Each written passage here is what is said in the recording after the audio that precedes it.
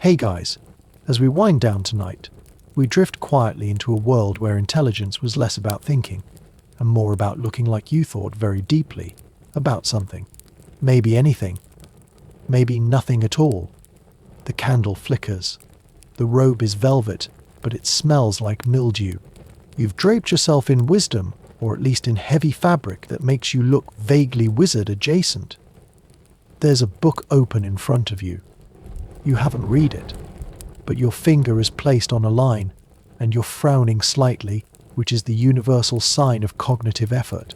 This was the art of looking smart in an era when books were chained to walls, ink stains meant respect, and quoting Latin badly was a social sport.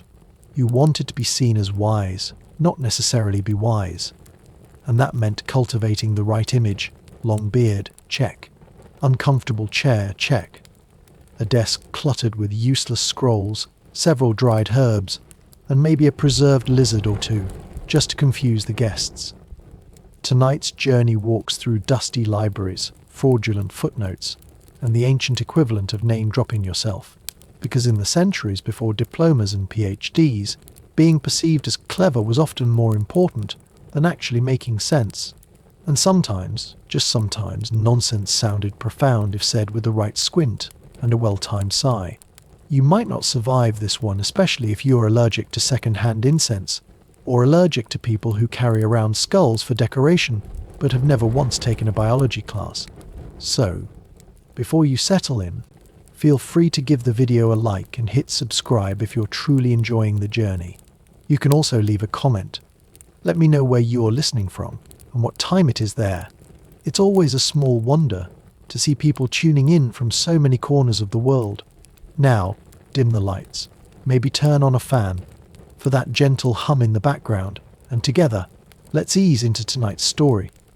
You begin the morning with a cough, not because you're ill, though you probably are, but because the woolen robe you've chosen to wear insists on shedding tiny fibers directly into your throat. It's thick, hot, and smells like old rain and regret, but it looks impressive. That's the point. No one listens to a man in a tunic, but drape yourself in 4 layers of fabric heavy enough to turn a light breeze into a near-death experience. And suddenly, you're someone to be reckoned with. A thinker, a scholar, a person who uses the word thus unironically. The expectation is clear. If you look like wisdom, maybe people will stop testing whether you have any. But reality has other plans. You can't read half the texts in your possession. They're written in Latin, or what might generously be described as Latin's inbred cousin Asean, uncertain mess of breath and mess of borrowed words and inconsistent grammar. You repeat phrases you've heard other smart-looking people say. As the ancients remind us, you trail off before finishing, hoping no one asks which ancient said what. It worked last week. It might work again today. Your beard is another project. Long enough to signal gravity, but trimmed just so lest someone mistake you for a hermit who wandered in by accident. Maintaining it is a full-time struggle. Bits of bread get caught in it. Ink stains appear without warning. Children are afraid of it, but without the beard, your words lose 30% of their authority. You reach for your book, your one book, and hold it open dramatically. It's filled with symbols you half understand. Some are alchemical. Some are just smudges. You nod as though decoding deep truths, though in reality you're trying to remember if aquae vitae means blessed water or distilled potato fire. Either way, you say it out loud once, in a reverent tone. Someone in the back nods. They don't know either. That's the secret. Everyone is pretending. Everyone is scared of being asked the one question that will reveal they're not a genius, but just a man with nice handwriting and access to a candle. You quote Aristotle, or at least a guy who claims he once met someone who read a thing Aristotle wrote. You sprinkle in references to the stars, to humours, to celestial vibrations, because specifics are dangerous and generalities sound smart. The body is but a vessel, ruled by the heat of bile and the pull of Saturn. You say to no one in particular. It sounds profound. You just hope it doesn't contradict what you said yesterday.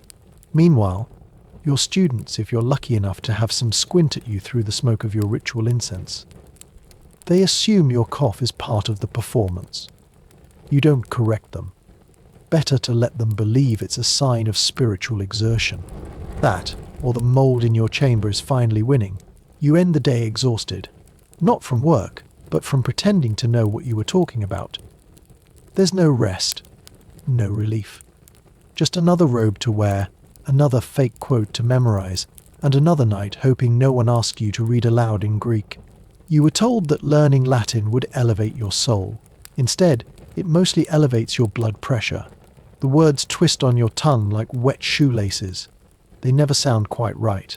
Too sharp in some places, too soft in others, like a song you only half remember. You copy sentences from dusty manuscripts by candlelight, hoping no one notices you've repeated yourself.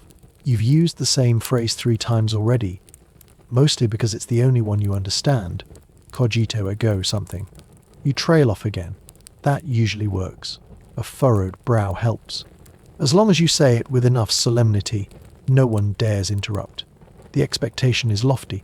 Latin is the language of the learned, the sacred, the wise. The reality is closer to a game of whisper down the hall played over centuries with ink and bad handwriting. What passes for grammar shifts between texts like the tide. One monk's version of the word for fire might mean duck to someone else entirely, and there's no way to know until it's too late. You once accidentally blessed a man's digestion instead of his soul. He thanked you anyway. He hadn't understood a word. There are cheats, of course. A few go to phrases pulled from confessionals, prayer books, or the back of a candle wrapper repeated often enough that no one questions them. In vino veritas, you say solemnly, though you're not entirely sure whether it's a statement about honesty or a recommendation for dealing with guests. It doesn't matter. It sounds important, and the vowels roll nicely off the tongue if you say them slowly, like you're about to faint from philosophical insight. Your parchment is filled with footnotes that lead nowhere. Half-formed thoughts, imaginary references, lines that begin in Latin and end in something that might be French if French had been drunk. You invent a scholar, let's call him Aurelius of Modena, and attribute questionable wisdom to him. As Aurelius once noted in his treatise on celestial temperaments, you don't finish the sentence. You don't have to. No one's going to Modena to check. He's fictional and he's perfect. The ideal scholar, authoritative, obscure, and conveniently unverifiable. You recite aloud when others are near, hoping they hear your muttering and assume contemplation. In truth, you're mostly practicing your accent. One wrong syllable, and your entire facade cracks like a rotten egg. Dominus vobiscum, you say. The child delivering your lunch stares blankly. You nod like you've just translated the secrets of the cosmos, then ask him to fetch more ink. In English. Sometimes you pretend not to understand Latin at all when someone else tries it and does it worse than you. That's the trick. Silence can be more powerful than speech. You don't need to correct them. You just smile slightly, tilt your head, and pretend to be above it all. That's what smart people do, right? By evening, your throat hurts from mumbling. You've learned nothing. You've taught less. But your robes are dusty, your scrolls are open, and your lips have tasted at least 12 vowels. It's enough. No one's asked a real question. That's a win. Your desk is large. That is its primary function, to appear large. It creaks when you lean on it, and sometimes it wobbles if you place anything too heavy on the left side. But it has been arranged carefully, with the practiced chaos of a man who needs to look overwhelmed by ideas. There are scrolls, there are quills, there are 3 ink pots, 2 of which are dry and 1 of which contains what may be soup mixed with wine. No one is allowed to touch anything. If they did, they'd realize most of the pages are blank, or worse, covered in calculations that don't add up even to themselves. The top left corner of the desk holds a skull. Not a real one, you think. It may have belonged to a pig once. But under the right candlelight, and with a bit of dramatic squinting, it gives the impression of studied mortality. That's the trick. If people believe you contemplate death before breakfast, they're more likely to trust your opinion on grain prices, or the medicinal properties of owl feathers. You've also added a small globe. It doesn't spin, and the geography is wildly outdated, but it looks spherical and mysterious. When someone visits, you tap it gently and mutter, "Such a fragile world," as though you're contemplating the collapse of empires, not wondering why the ink smells like vinegar again. Behind the desk, a shelf of books rises proudly. They're bound in cracked leather and held together by string, dust, and sheer will. You've read 2 of them, or rather, the first pages of 2 of them. The rest sit there, menacingly unread, their spines projecting an aura of knowledge no one dares question. One of them is upside down. You haven't fixed it. It makes you look eccentric, perhaps even brilliant. That, or slightly drunk. Visitors come and go. They nod slowly at your carefully arranged tools of learning. A compass you don't know how to use. A candle snuffer shaped like a lion. A small dried bouquet of herbs that you claim wards off distraction, but actually just hides the smell of last week's cheese accident. Your job isn't to teach. It's to suggest gently, persistently that you could teach, if you weren't so busy thinking very big thoughts. Every day you adjust the position of your spectacles, which are ungrounded glass held in a bent frame. They don't help you see, but they make you look like you've stared into difficult texts for so long your eyes have given up. You pause often, gaze into the middle distance, and sigh. You are performing intellect, one exhale at a time. By sundown, nothing has changed. The globe remains still. The ink has dried. The skull watches. You've moved 3 scrolls to new locations and spilled a little wax on your robe. But if someone enters the room now, they'll see a scholar at work, a thinker mid-thought, a mind so busy it forgot to eat, which, to be fair, you actually did. You begin with a long silence. That's intentional. Silence suggests depth or confusion. Either works. Then you clear your throat twice and recite your opening line, the one you've used for 6 years now. In the realm of understanding, one must first empty the chalice of assumption. You don't explain what that means. You never have. But the nods come anyway. People want to be seen understanding, not actually understand. The expectation, of course, is that you'll deliver a dazzling commentary on logic, or rhetoric, or the humours. The reality is that you're mostly riffing. You quote Cicero incorrectly. You reference a lost scroll you claim was found under a bishop's bed, full of insights about the melancholic nature of fish. Then you move on quickly, before anyone can interrupt. A student sneezes. You frown dramatically. Even the body resists truth, you say, pointing nowhere in particular. You pace slowly, not to think, but to stall. Your robe swishes against the stone floor like a nervous broom. Every so often, you pause near the window, stare into the light, and mutter something about the agony of illumination. The sunlight hits your face just right. One student scribbles it down like scripture. You hope they don't ask you to repeat it. The hour stretches. You say things that sound like they mean something. The mind is a garden, but reason is the gardener, and desire, the goat. You see a monk nod slowly, probably trying to make it fit. It won't. But you give him a knowing look, as if he's finally grasped something no one else dares to name. That look alone is half the performance. Confidence is your strongest argument. You end not with a conclusion, but with a question. Something so abstract it circles back and bites its own tail.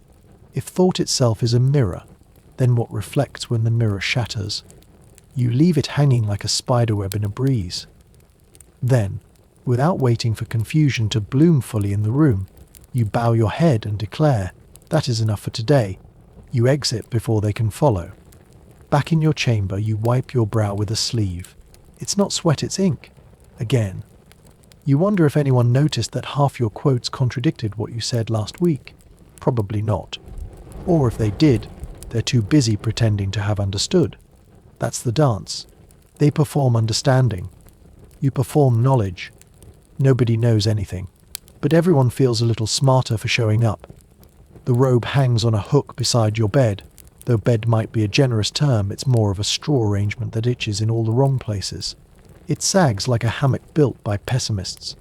Still, the robe is your most valuable asset. It is not warm. It is not comfortable. It is not clean. But it gives the unmistakable impression that you read things. Serious things. Long, dry, ancient things. Putting it on is an ordeal. The sleeves are so wide they catch on doorknobs, candle stands, and sometimes your own elbows. The hem trails across the floor, collecting dust, crumbs, and the occasional judgmental beetle. It smells faintly of ink, strongly of mildew, and suspiciously of goat, though you're not sure why.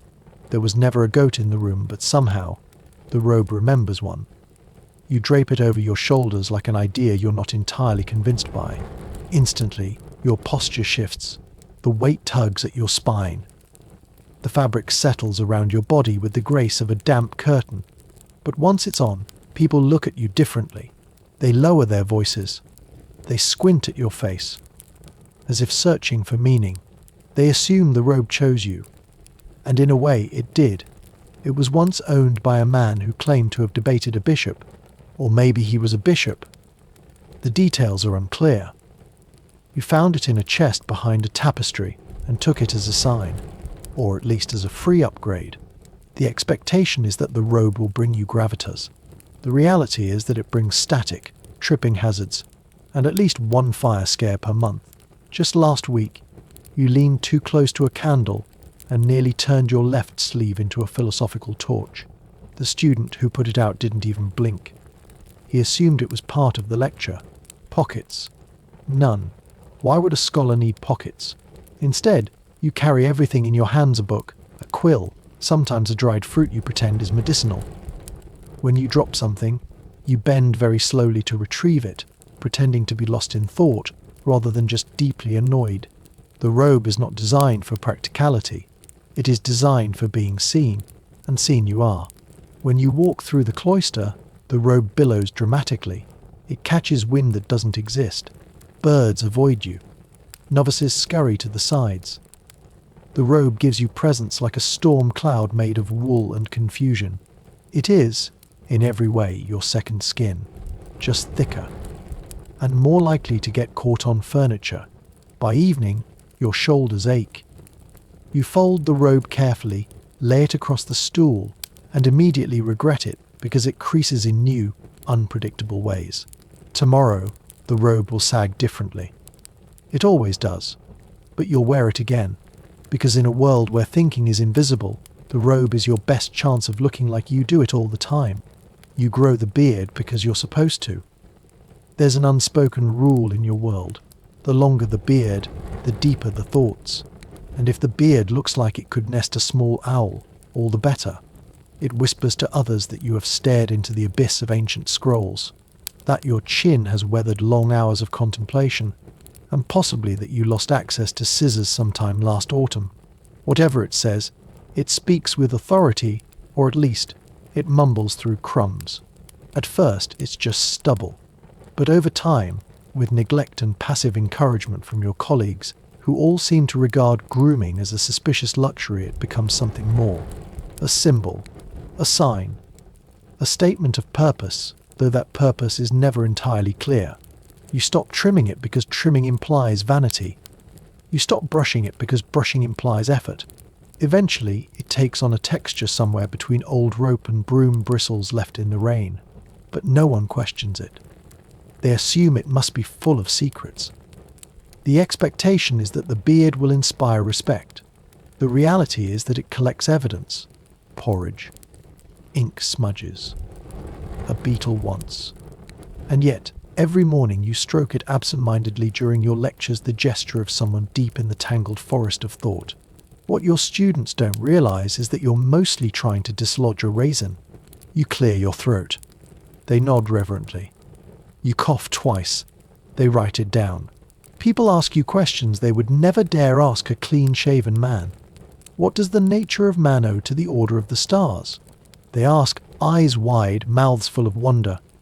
You answer slowly, tugging at your beard with exaggerated concentration. Only that which cannot be explained must be accepted. It's nonsense, but the beard makes it sound like a revelation. It gives your words weight, or at least enough static charge to keep the conversation moving forward.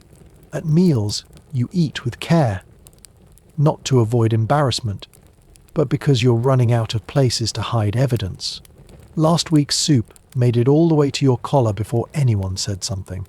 The beard, you realize, is not just a filter for perception. It is also a trap for drips, sauces, and small insects looking for adventure. On cold mornings, it's almost practical. It keeps your chin warm. On hot afternoons, it feels like wearing a wet cat. You've considered shaving. Once. But when you mentioned it, a fellow scholar looked so horrified you had to pretend it was a joke. Without the beard, he said, how would we know you think? A fair question. You let the idea go. By the end of the day, the beard is no wiser, but it looks the part. And that's enough. You stroke it again, just once, and a small feather drifts to the floor. You don't ask questions, you just nod. As if everything makes sense now. You keep the scroll in a leather tube tied with string that smells faintly of vinegar and lost dreams. It's a prop, really. No one reads it. Not even you. But it's always there tucked under your arm, placed just so on the edge of your desk, angled in a way that makes it look like you've just finished transcribing mysteries. Mysteries of the cosmos into marginal notes. People see it and assume depth. You see it and assume no one will ask what it actually says. Everyone wins, as long as no one unrolls it. The scroll itself is long, cracked at the edges, and discoloured in the way things get when they've spent too much time near smoke and candle drips. You found it years ago in the back of a cabinet behind a collapsed stack of hymnals and 2 dead spiders. You skimmed the beginning something about the temperaments of air and the celestial causes of hiccups. It made little sense, but the script looked complicated, and that was the important part. You blew off the dust, nodded solemnly to yourself, and decided it would be your signature item.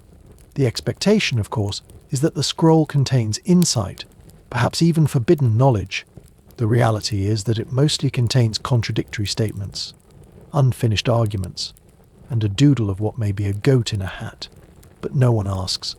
They see you carry it into lectures and assume you're about to change the shape of their minds. You aren't, but the scroll helps you fake it convincingly. When asked what's in it, you always reply the same way, "It is not yet time." A phrase that feels profound while saying absolutely nothing. It buys you time, silence, and admiration. The scroll becomes legend. A few students whisper that you guard a lost translation of Plato. Others claim it's a medical treatise too dangerous for the untrained. You didn't respond. You simply looked at him for a long moment and then walked away. He's never asked another question. Sometimes you leave the scroll partially unrolled on your desk, weighed down by a rock or a mug, just enough to suggest you've been reading it again. It always curls back on itself like a paper snake losing interest. You nod at it occasionally, sigh deeply, and pretend to understand its secrets. To the untrained eye, you are communing with ancient thought. To anyone literate, you are communing with the ramblings of a man who forgot to finish his sentences. At night, you tuck it back into its tube. You tie the string carefully, making sure the knot looks appropriately academic. Not too tight, not too neat, just wise enough. The scroll is no wiser than you, but it plays the role perfectly, and sometimes that's all that matters. Your candle burns unevenly. It leans slightly to one side like it's tired of pretending to. The wax drips in slow, melancholic blobs onto a dish that once held pears, now blackened with soot and academic ambition. You light it each evening not because you need to see, but because it makes you look like someone who sees deeper than others. Candlelight flatters confusion.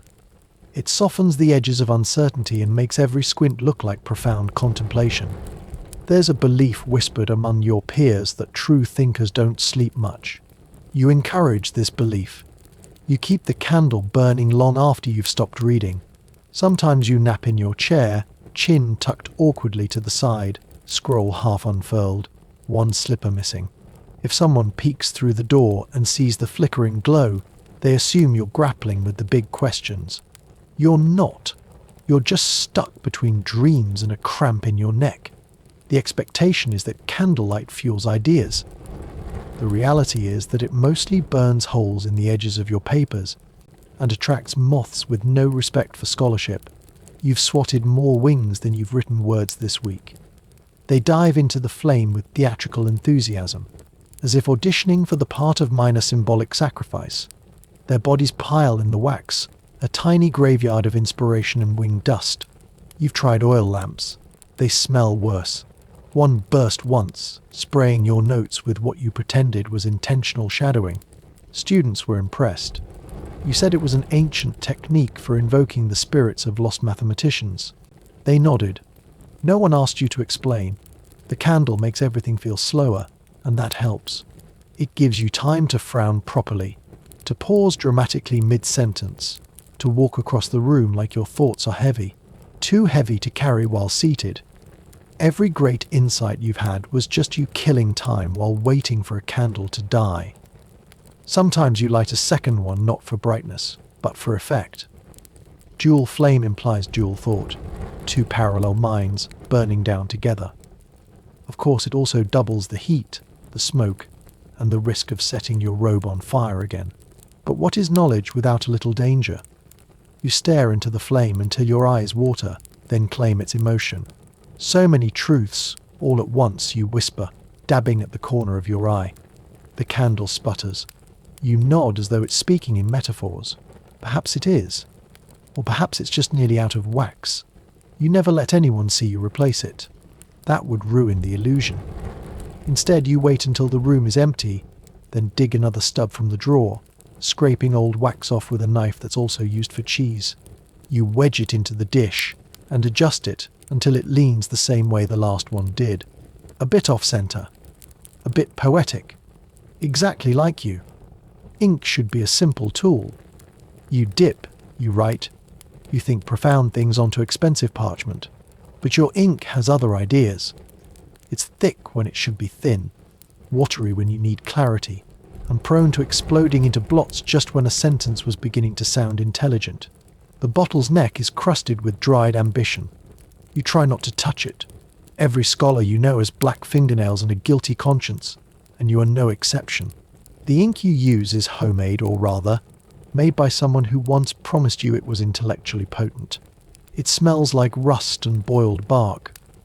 When stirred, it makes a noise not unlike a frog trying to escape a bucket. You don't stir it anymore. Instead, you pretend the gritty sediment at the bottom is part of the process. The ink settles, as thought must, you mutter when asked, before changing the subject. You dip your quill with the elegance of a man who's done this 1,000 times, and promptly flick a dot of ink onto your sleeve. No one notices probably because the sleeve already resembles a blotting rag. The expectation is that ink carries truth, clarity, expression. The reality is that it mostly carries regret. You rewrite the same sentence 5 times, changing only the order of the adjectives. Is it a celestial rhythm or a rhythmic celestial? Either way, the ink smears when you pause to consider. Sometimes you write vertically, just to seem more advanced. Other times you add decorative flourishes to your capital letters, hoping no one realizes the paragraph makes less sense than a chicken's diary. When the ink runs low, you tilt the bottle, coaxing out every drop like it's the last bit of wisdom left in your soul. You whisper to it. You beg. It refuses. The quill is no help. It splits at the tip. It scratches the parchment like it holds a grudge. You once bought a fancy one made from swan feather. It broke. Now you use crow, or whatever bird left a gift on your windowsill. You carve the nib yourself with a knife that also slices bread. Sometimes the crumbs add texture to your prose, or at least that's what you tell yourself. When students ask what you're writing, you wave a hand mysteriously. It's not ready, you say. It never is. Most pages go unfinished. You start with a bold heading, then lose your train of thought halfway through a metaphor about fog and human folly. By the end of the day, your fingertips are stained black, your desk is a graveyard of unfinished insights, and the ink bottle is empty again. You consider switching to chalk, but chalk smudges. Ink accuses. Ink leaves a trail. Ink remembers your mistakes, especially the ones you wrote while pretending to be someone else. The library is vast. Or rather, it's meant to feel vast. It smells of parchment, shoe dust, and the kind of quiet that makes your ears itch. The air is stale, like someone locked wisdom in a room a century ago and forgot to let it breathe. There are tall shelves, filled unevenly, some sagging under forgotten texts, others proudly empty, as if clearing space for future brilliance that never arrived. You walk slowly when you enter, not because you're reverent, but because you slipped once on a loose page and learned your lesson. Nothing injures the spine like a metaphorical fall into literal irony. This is where you pretend to consult the ancients. You run your finger along cracked bindings, squint at unreadable spines, and occasionally pull a volume halfway out, only to push it back in again like you're considering something deeply inconvenient. Most of these books have not been opened in decades. A few are stuck together with wax or despair. One has a feather glued into it, for reasons no one has ever explained. You assume it's symbolic. The expectation is that this library contains the distilled minds of centuries. The reality is that it mostly contains slow decaying evidence that people once cared a lot about forgotten topics. You once found an entire shelf on the ethics of soup. Another detailed the breeding habits of imaginary birds. One very thin book was titled On Thinking About Thinking You Didn't Open It. It felt too risky. Sometimes you bring students here, guiding them with a lantern and a tone of vague menace. You speak in half sentences. Here, we consider, or it is said that this volume, and then you trail off, letting the trail off. They never question it. They're too busy pretending to recognize the names you're inventing. Benedict of Ulm, Thomas the Shallow, Margaret, who thought once and regretted it. You say them slowly, and the names hang in the dust like incense. You sit at the largest reading table, the one with a slight tilt, where everything rolls gently to the left. You open a large book to the middle, then stare at it for an hour, not reading. Just staring. Occasionally you turn a page with exaggerated slowness, as if weighing each sentence against the fate of civilization. The book is in Latin, or possibly Hungarian, or possibly just an early attempt at alphabet soup. You nod once, close it with care, and say, enough for now.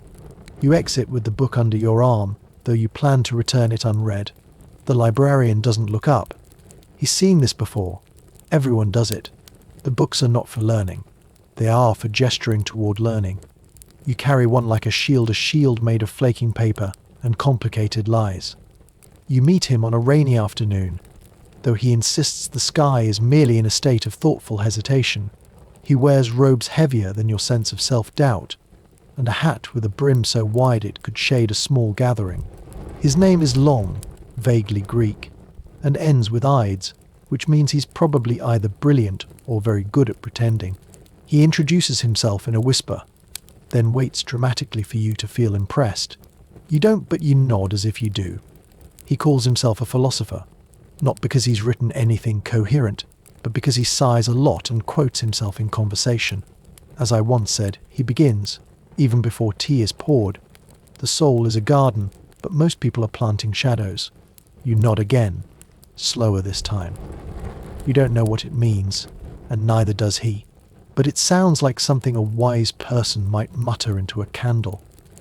The expectation is that he has studied Aristotle, translated Plato, argued with bishops, and perhaps won a duel with syllogisms alone. The reality is that his bookshelf contains two books, one filled with quotes from himself, the other filled with blank pages he plans to fill with more. He calls the first Collected Whispers. The second is tentatively titled Volume 2, Deeper Whispers. He has invented a citation system entirely for his own work. See Chapter 3, footnote 12, of me, he says, tapping a page with more underlining than actual text. You glance down. The quote reads, I am, therefore I continue. It's printed in 4 sizes, once in Latin, once in reverse, and once in what appears to be interpretive bird scratch. At meals, he sits slightly apart, just close enough to be noticed, but just far enough to suggest that his presence is voluntary and ephemeral. He hums when chewing. Not a tune, just a thoughtful vibration, as though digesting ideas alongside lentils. You overhear him correcting a monk who quoted Augustine. That wasn't Augustine, he says. That was me, last Tuesday, just before the storm. The monk apologizes. You try not to laugh. He often lectures, though rarely to anyone in particular. He speaks aloud in empty rooms, on staircases, to pigeons, to fruit baskets. He claims that ideas must be spoken into the world before the world can answer. One afternoon you hear him in the courtyard, addressing a statue of St. Jerome. You understand, don't you? He says. The statue does not reply. He nods solemnly. You begin to suspect that his genius is not in knowing things, but in making sure no one else feels confident enough to disagree. He speaks in a tone that implies you should understand, and if you don't, well, perhaps you're simply not ready. That's the safety net, the intellectual smokescreen. He doesn't teach. He performs. And his favourite audience is himself. He carries a notebook everywhere, not a tidy one, not a practical one, but a thick stack of parchment tied together with string and the belief that he was recording greatness in real time. The pages are dog-eared and stained with something that might be ink, or wine, or the consequences of thinking too hard near a bowl of beets. The cover bears no title, just the faint imprint of a thumbprint pressed into wax like a personal seal of confusion. He refers to this notebook as the archive, not his archive, just the archive, as if the universe conspired to deliver it into his lap, and he's merely its humble vessel. But humility doesn't last long, not when he begins reading from it mid-conversation, flipping pages at random, stopping to mutter, "Ah, yes, here," and then reciting a line you're fairly certain he just made up on the spot.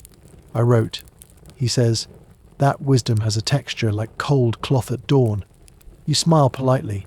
He closes the notebook with a slap, satisfied. The expectation is that he's referencing ancient truths, maybe drawing on a lineage of scholarship, anchoring his ideas in tradition. The reality is that he is, at every moment, referencing himself. He's a one-man citation loop. Every question is met with a quote. Every challenge is met with a page number. Every silence becomes an opportunity to revise his own earlier brilliance. "I once thought," he says, "that thought was linear. But now I think in spirals." He's developed a system of footnotes that point only to previous footnotes. You ask him once cautiously whether any of his ideas come from someone else. He pauses. His eyes narrow. "Of course," he says, "I'm inspired by my earlier work." You nod. There's no safe way out of that conversation. When he writes, he does so with great flair, quill poised mid-air like a maestro before the overture. He sighs before each sentence, as if gathering insight from a deeper plane. You suspect he's just trying to remember how to spell universe without sounding too derivative. His handwriting is illegible. That helps. No one can contradict a thought they can't decipher. On good days, he drafts entire dialogues between himself and imaginary philosophers. One named V, who asks all the wrong questions. One named Q, who mostly listens. You glance over his shoulder once. The exchange reads Q, but what is truth? V, truth is the echo of what you meant to say. Q, he underlines R. Twice. Sometimes you catch him arguing with himself in the garden, pacing with urgency, then pausing to nod as though he's just won. Which, to be fair, he always does. You've never seen anyone lose an argument with their own ego. You notice the hat before you notice the man. It enters rooms slightly before he does, wide-brimmed, slightly dusty, and decorated with an assortment of objects that might be feathers, or parchment scraps, or bits of philosophical debris. He insists each item has meaning. One is a token of silence. One is a symbol of doubt. One may be a crouton from a particularly contemplative soup. The hat is heavy, lopsided, and never quite stays where it should, tilting as if it, too, is thinking about leaving. He wears it at all times, indoors, outdoors, while bathing, or so rumour suggests. He calls it his cognitive canopy. You're not sure what that means, but it sounds impressive. He adjusts it frequently, especially when asked difficult questions. A slight tug forward means I'm pondering your words. A tilt to the left signals disagreement. A full removal is rare and usually accompanied by declarations such as "now, we must speak plainly." You once saw him tip it toward a bird. The bird seemed confused. The expectation is that the hat marks him as a man apart, a thinker of such intensity that even his accessories must bear metaphorical weight. The reality is that the hat mostly knocks things over and sheds small philosophical flakes onto your notes. But no one complains. You don't question the rituals of the wise, especially when they involve oddly shaped felt. He once gave a lecture on epistemic weather, which turned out to be 20 minutes of describing thoughts as rain, wind, fog, and occasional hail. He ended by removing the hat and whispering, "The storm has passed." The students clapped. One cried. You stared at your notes, which consisted mostly of drawings of clouds. He's not just committed to the hat. He's committed to the idea of the hat. When someone asked if he'd ever wear something simpler, a cowl, perhaps he responded with, "I cannot cover my mind with modesty. It would suffocate." You decided not to bring it up again. Occasionally, the hat is used for storage. He's pulled small scrolls from it, one apple, a piece of charcoal, and once memorably a beetle he claimed was a metaphor. "Observe its patience," he said, as it crawled across the table. "It waits not because it must, but because it understands." The beetle fell off the edge. He didn't notice. You once caught a novice trying on the hat when the philosopher left it unattended. The novice was found an hour later in the library corner, muttering. But what if thinking about thinking is a form of unthinking? No one's been the same since. By now you don't even flinch when the hat knocks over your cup. You just adjust your papers, nod respectfully toward it, and pretend that whatever fell to the floor was part of the discussion.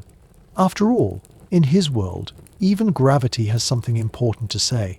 He has perfected the art of finishing a sentence in a way that demands applause, not through volume or finality, but through a deliberate pause, a silence so dense it feels like it might tip over.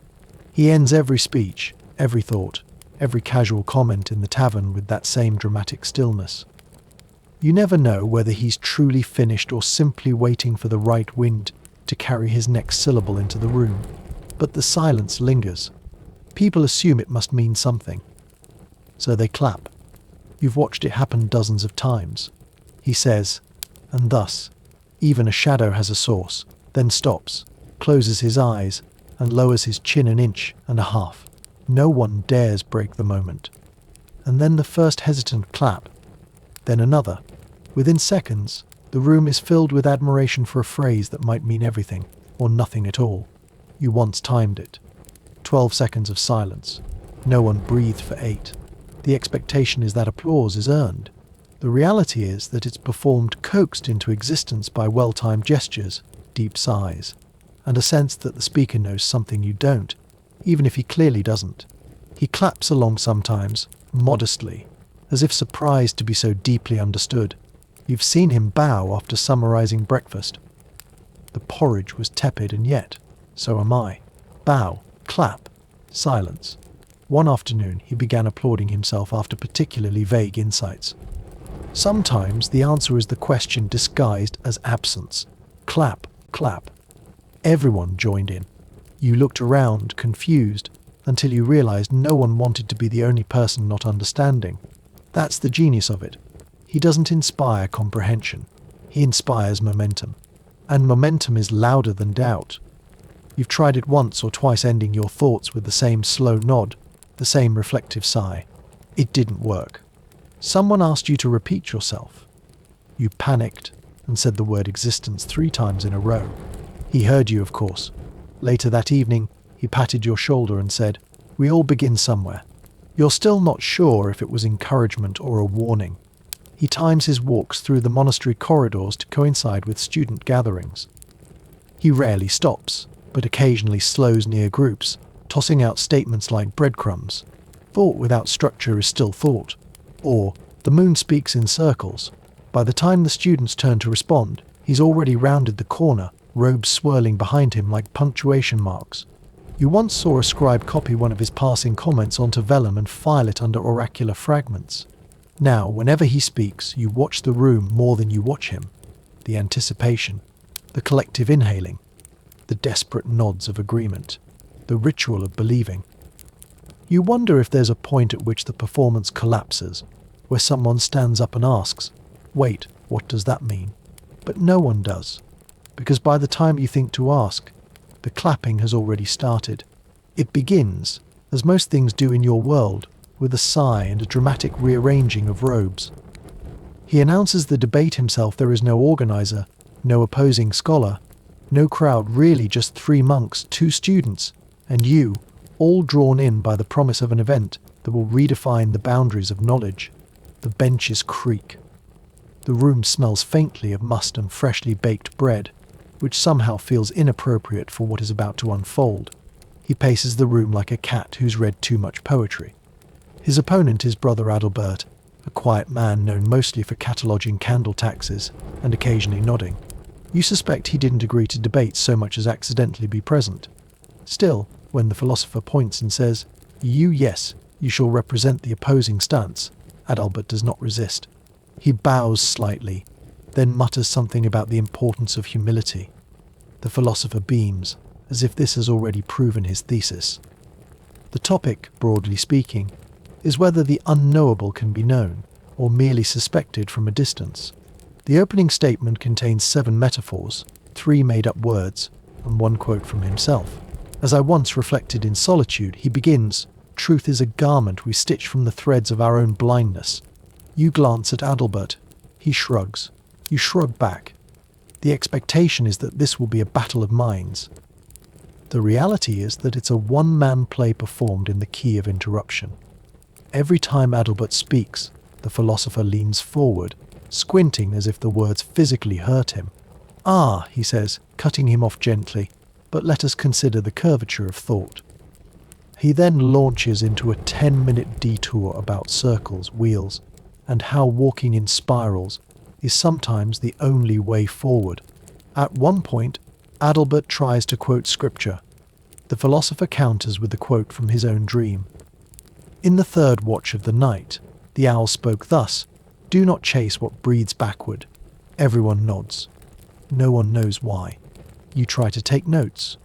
Your quill hesitates halfway through the phrase ontology by approximation. A moment later, he draws a diagram in the air with his finger.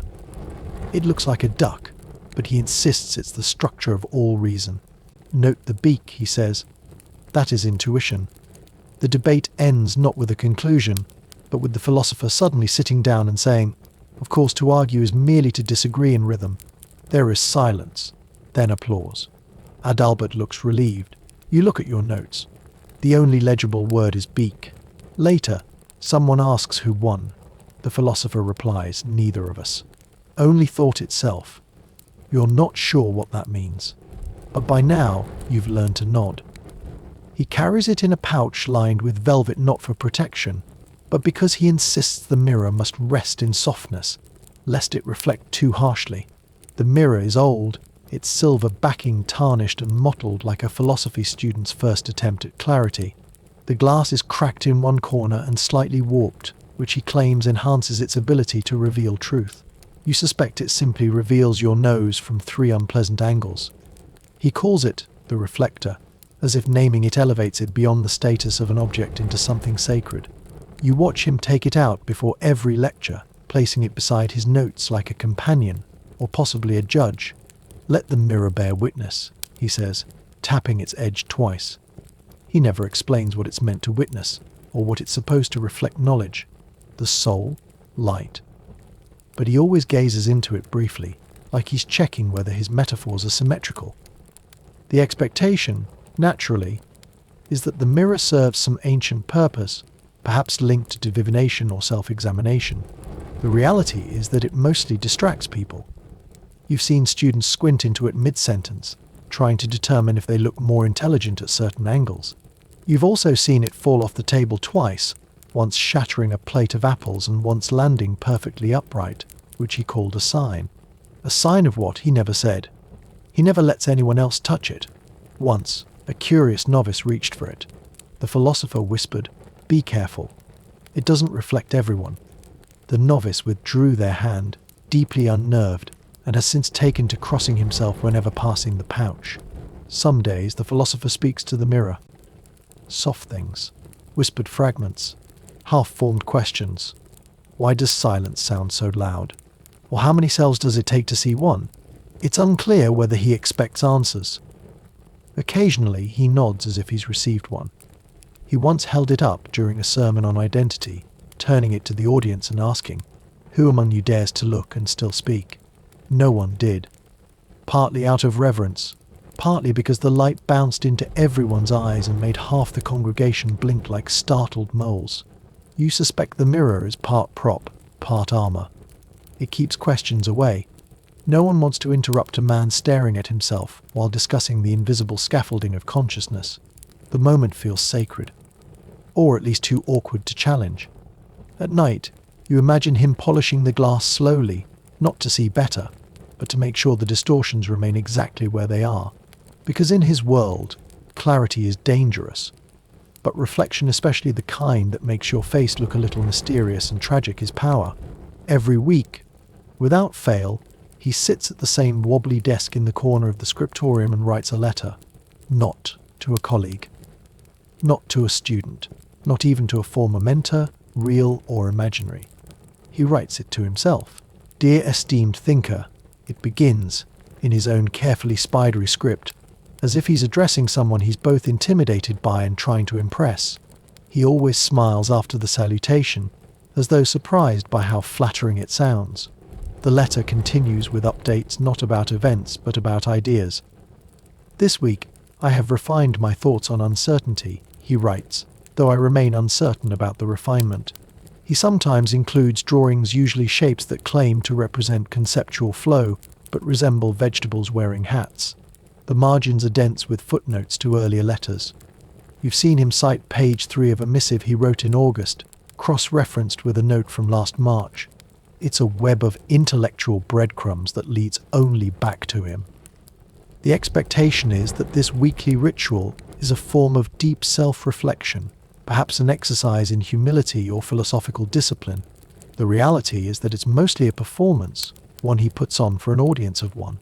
You've watched him fold the letter carefully, tie it with a piece of string, and place it in a wooden box marked incoming. The box is full of letters from himself to himself, organized by theme, doubt, shadow, the unsayable, and breakfast, metaphorical. Occasionally he reads them aloud, not in public, but in his quarters, pacing slowly, speaking in a low voice like a poet remembering lines from a better version of himself. Dear esteemed thinker, he says, pausing as though the words arrived from somewhere unexpected. You remain, as ever, tangled in paradox and lightly dusted with truth. He nods at the end of each paragraph, then murmurs, yes, yes, that holds. He once read one of these letters during a seminar without telling anyone it was self-authored.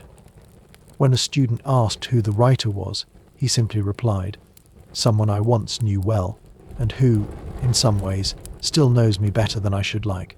The student looked impressed. You bit your lip. The letters are often scented, not with perfume, but with whatever dried herbs are nearby: sage, thyme, a wilted sprig of something vaguely bitter. Ideas must be preserved with aroma, he explained when you asked. You nodded.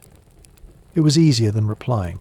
He stores them all in a chest locked with a key shaped like a question mark. You're not sure if it actually turns anything, or if that's just part of the metaphor. You once peeked inside while dusting the shelves. One envelope had written in large ink, to be opened only when you forget who you are. You closed the chest gently. You're still not sure if it was a joke, a threat, or instructions for Tuesday. You arrive early, because he always starts late. That is part of the experience. The room is dimly lit by 3 uneven candles, and one window that stubbornly refuses to open more than a few inches. The chairs creak. The floor creaks. Even the walls seem to groan slightly in anticipation. A student to your left has already opened a blank notebook and is staring at it as if it might write itself.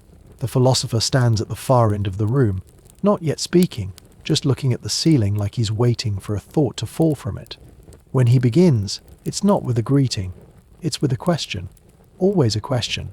What do you call a thought that thinks you back? There is silence. No one knows what to do with that. You glance at the student with the notebook. They have written the word mirror and underlined it twice. You write nothing. You're still trying to figure out if the question was meant to be answered at all. He walks while speaking not in straight lines, but in slow, meandering curves, like a man tracing the outline of a dream he only half remembers. His sentences start one place, pause for breath, then turn around and return to a different point entirely. We know what we know, he says, until we realize that knowing is a shadow cast by something much taller and possibly wearing a hat. Someone chuckles. He does not. The expectation is that the lecture will build toward a conclusion, a shape, a climax, a moment of revelation. The reality is that it loops like a distracted swan on a pond, graceful, yes, but going in circles. He uses metaphors like a baker uses flour liberally, and often to hide the lumps. Thought is rain. Thought is furniture. Thought is a staircase in the dark. Thought is the sound a candle makes when it realizes it's alone. Every 10 minutes or so, he stops and asks a question that feels like a trap. If you hear your own idea and disagree, who is the stranger? No one dares raise their hand. A mouse scurries near the fireplace. He pauses, points to it. Exactly, he says, and keeps walking. By the end of the lecture, you are not sure if you've learned anything or simply been gently confused for a sustained period. Your notes are a series of partial phrases. Truth as furniture. Beware the vertical metaphor. Candle loneliness. You consider asking for clarification, but you already know what he'll say. Ah, you've begun. He ends by blowing out one of the candles and staring into the smoke as it curls upward. The idea was never here, he says. It only passed through. Then he exits the room without turning back, leaving everyone to applaud, slowly, uncertainly, as if congratulating themselves for having survived something subtle and potentially profound. It's drawn in charcoal on the back of a hymn page, pinned to the wall, with a nail that looks like it's been questioning its purpose for several decades. The diagram is complex. That's the polite word. Others might call it indecipherable, chaotic, or suspiciously like something a duck might leave behind in frustration. But to the philosopher, it is a map, a guide, a visual representation of the structure of human inquiry, and possibly the digestive system of metaphysical ideas. You stand before it, trying to make sense of the loops and arrows. There are spirals labelled recurrence, a triangle marked probably not, and something that looks like a cartwheel with legs, titled desire. Near the bottom, in tiny writing, it says, all maps lie. That, at least you understand. A small comfort. He gestures at the diagram often during his talks. As you can see, he says, tapping what may be a drawing of a candle or a regret. This illustrates the contradiction of longing and certainty. You nod, pretending that makes sense. The student beside you squints at the spiral. She whispers, is that a worm or the concept of self? You reply, maybe both. The expectation is that the diagram will help clarify his ideas.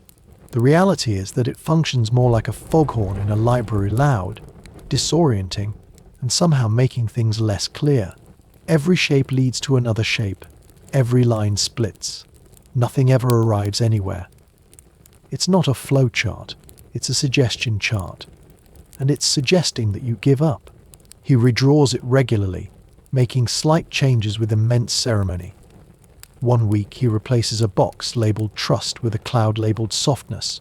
Another week he adds a ladder that leads nowhere. It's important, he says, to illustrate possibility without promise. You try not to groan. When asked directly what the diagram means, he smiles as if asked what colour wind should be. It means what it invites, he says. It invites what resists. Someone writes that down. You pretend to drop your pen. Sometimes he stares at it in silence for long stretches, arms crossed, head tilted, as if waiting for it to change itself. He once spent an entire morning rearranging the placement of a small circle called assumption, until he was satisfied that it now pointed in the wrong direction. Perfect, he said.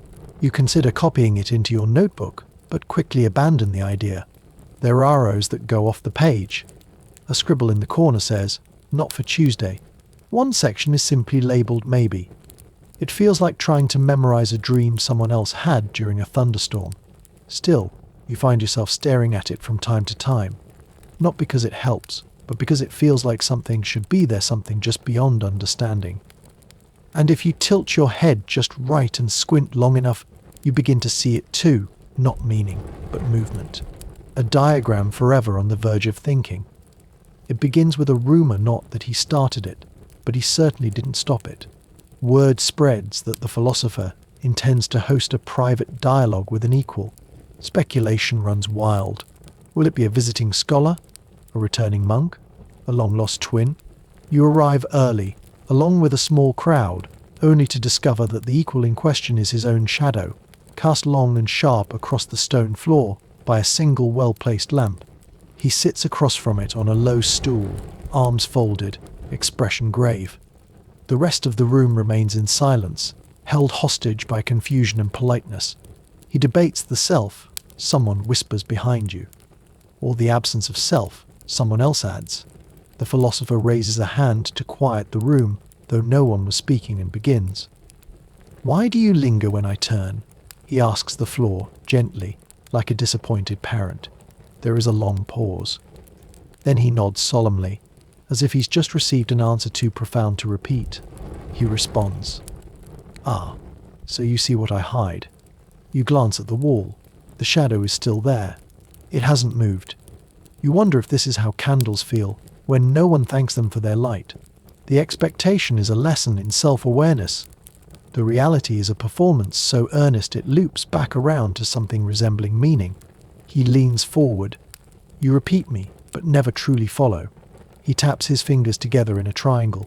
You know only my surface. But I am not only surface. The lamp flickers. His shadow wavers. He gasps as if that proves something. Someone in the audience tries to leave quietly. The philosopher waves them back without looking. "Do not flee," he says. He has not yet spoken his final word. You don't correct him. The shadow hasn't spoken at all. After half an hour of mostly one-sided exchanges punctuated by dramatic pauses and gestures toward the ground, he stands, turns his back to the audience, and bows to the wall. "Thank you," he says. "As always, your silence is the sharpest blade." Then he turns to the audience, tears in his eyes, and whispers, "And that, friends, is how one learns to listen. You are not sure whether to clap or cry. You do neither.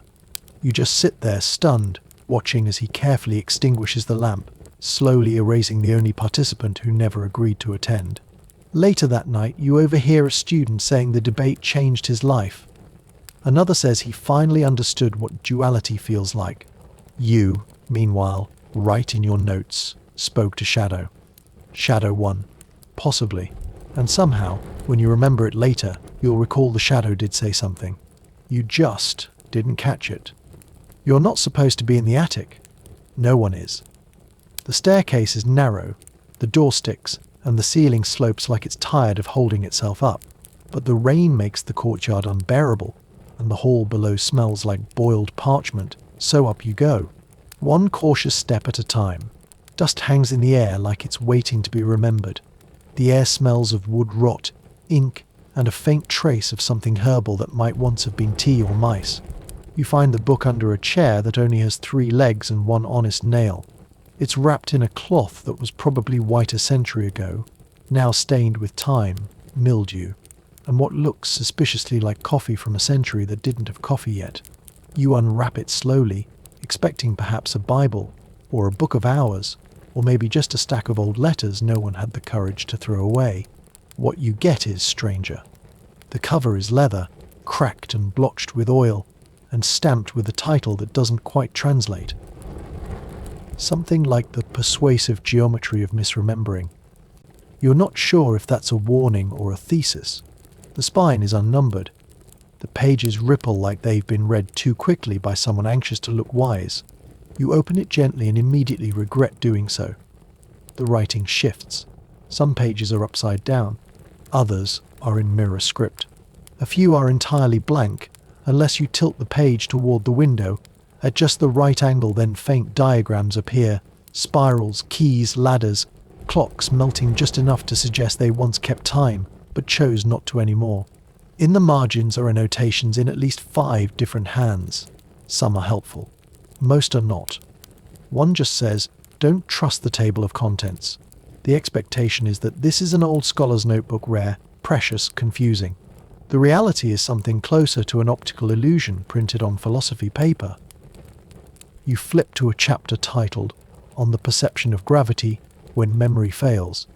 It's followed by a footnote. See page 47, then forget what you saw. Page 47 contains a drawing of a staircase with no steps. You wonder if this is a prank. You hope it is. But the further you read, the more you feel like the book is not just odd, it's performing for you. The diagrams reappear in different chapters. Sentences start to rhyme.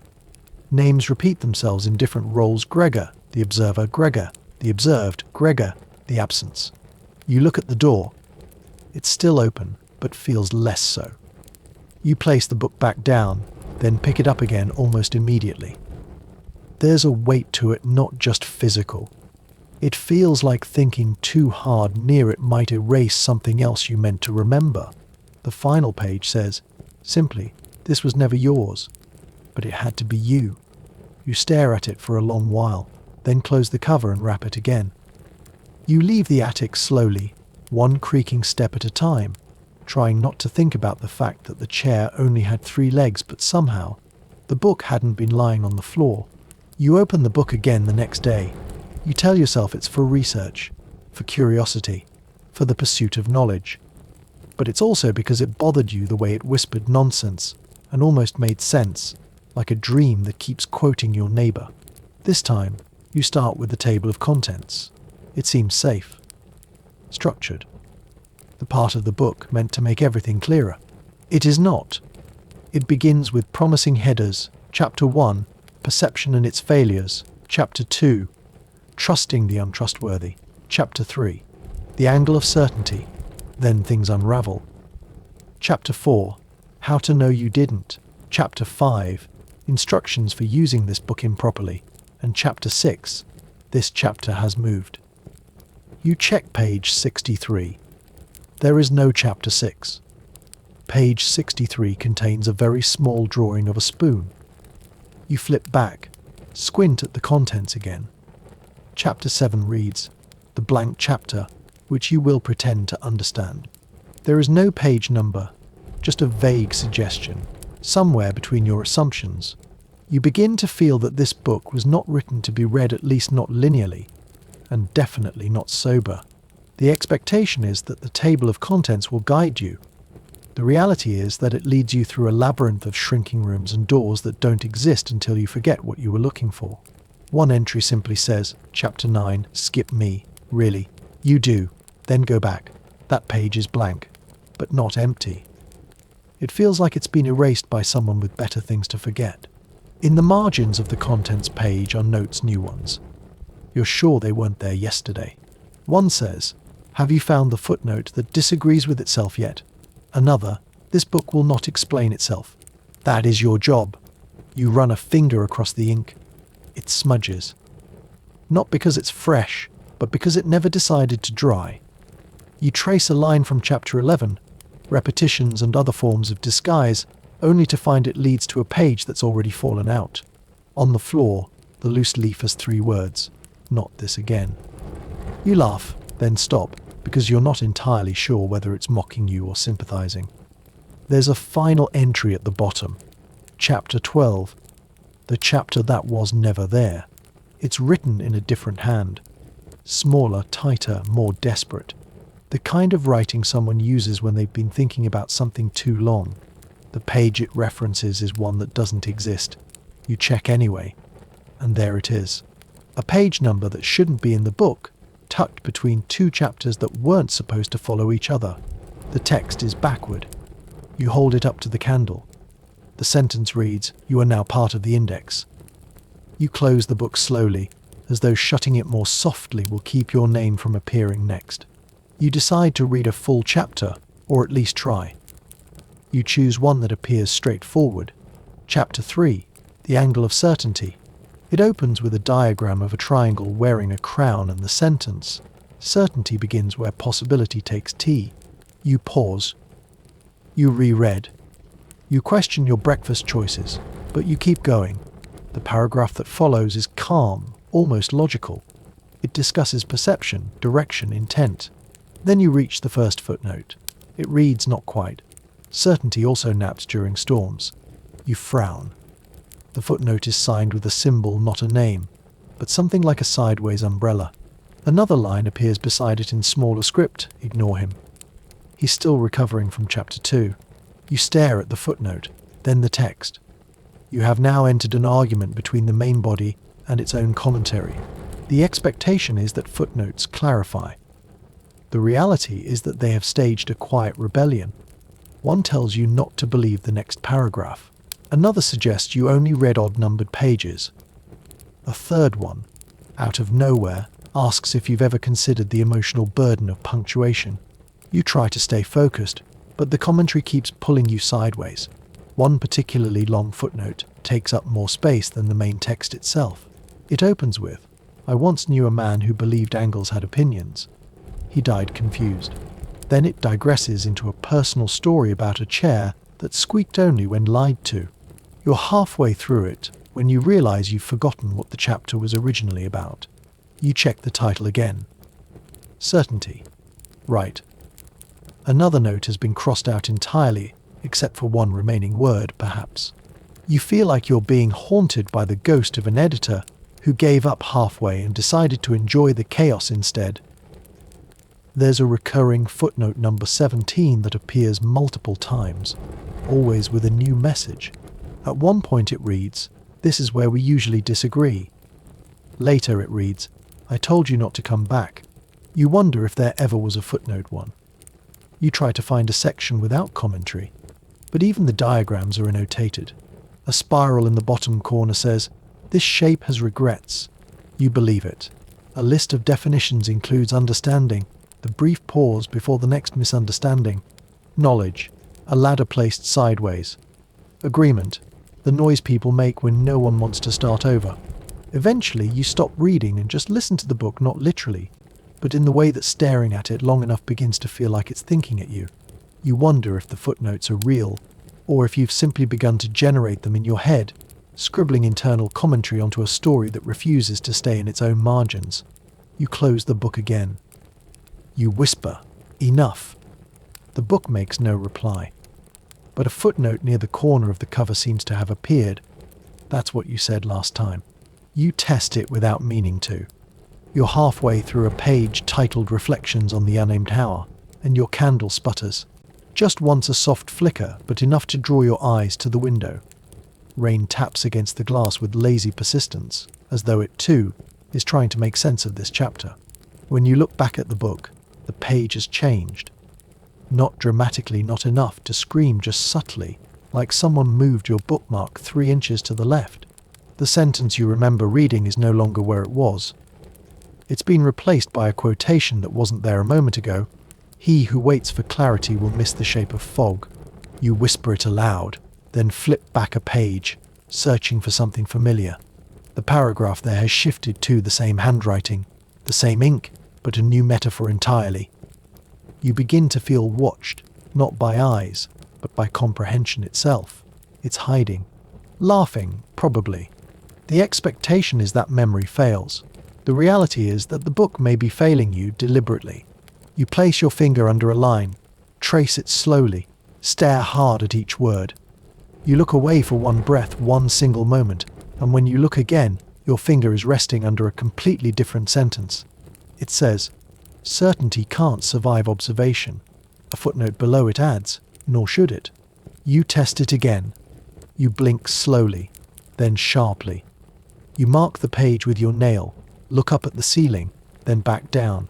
The page is now blank, except for one line at the bottom. "Do not chase me." You say nothing. You try not to blink again. You ask yourself if the ink is alive, if the book is simply rearranging its sense of priority. Perhaps it has moods. Perhaps you've caught it mid-thought. You try reading faster, skipping footnotes, ignoring diagrams, but the book retaliates. Sentences start to rhyme. Margins fill with laughter. A small red dot appears on the upper corner of the page. You touch it. Nothing happens. But now it's on the next page too, and the one after that. The diagrams move as well. One spiral begins to unwind. A ladder gains an extra rung. A line that once ended becomes a loop, circling back to the title of the chapter, and then fading out altogether. You whisper to the book, just once, just to see. "Are you changing, or am I?" The page answers with a sentence that appears while you blink. "Yes." You close it again, gently, with care, as though afraid that rough motion will rearrange everything inside. You place a rock on top of it, not to hold it shut, but to remind it that you're still real, at least for now. You glance at the window. The rain hasn't stopped, but the tapping sounds slightly different, like it's counting something. You reach a chapter titled Conclusions and Their Contradictions. It seems like a safe place to stop. A chapter about endings, final thoughts, maybe even a summary. You sit a little straighter, adjust the candle, and prepare to feel the small satisfaction of completion. But as soon as you begin reading, something feels off. The text loops, not in a circular way, but in a gentle spiral that keeps suggesting it's almost done, then starts again, just slightly altered. The first paragraph sets the tone. The conclusion is the shadow of intention, shaped by time and regret. Poetic. You nod. The next paragraph rephrases it. Intention, if left too long, becomes its own conclusion, casting regret as light. You pause. You flip ahead a few pages. There it is again, dressed up with a new metaphor. Time concludes nothing. It only distracts us with the illusion of closure. The chapter is chasing its tail in increasingly complex footwear. You try to skip to the end. Page 142 says, "Here ends the thought." Page 143 begins, "Of course, endings are artificial, which is why this thought continues." Page 144 is blank. Page 145 says, "That blank page was not silence. It was a sigh." You begin to understand that the chapter does not want to end. Perhaps it has grown attached to being read. The expectation is that a chapter ends on a point. The reality is that this chapter ends on every point repeatedly. One page features only a single word still. You check the next page. It answers, yes. There's a diagram shaped like a question mark eating its own tail. A footnote underneath reads, "This was inevitable." You try turning ahead several pages at once. The book protests. A sentence appears in the margin, not printed, but written fresh, slightly damp. If you skip, you miss the reason for staying. You stare at it. You're beginning to suspect the book knows more about your habits than it should. Eventually, you decide to stop mid-sentence. It's the only act of resistance you have left. You close the book, trapping the unfinished paragraph inside like a thought in a jar. But even that doesn't feel like victory. You imagine the next time you open it, the sentence will have rewritten itself longer, wider, stretched out like a cat on a windowsill of eternity. You place the book back on the table, upside down, just in case. You step away slowly, backward, as though leaving a conversation you never agreed to have. The candle flickers, unsure whether to go out.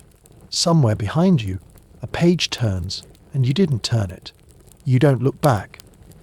At first they're just scribbles, small ones, curved lines in corners, circles with dots, a triangle wearing a hat. Nothing unusual, nothing that screams for attention. Every old book has marginalia notes from distracted readers, diagrams from overconfident thinkers, spilled ink pretending to be intention. You ignore them the way you ignore background noise, present but irrelevant. But then one of the doodles changes. You're sure of it. You saw it yesterday. On the lower left of page 47, a small face, round and bland, with 2 dots for eyes. Today, the face has eyebrows, and you didn't add them. You check again.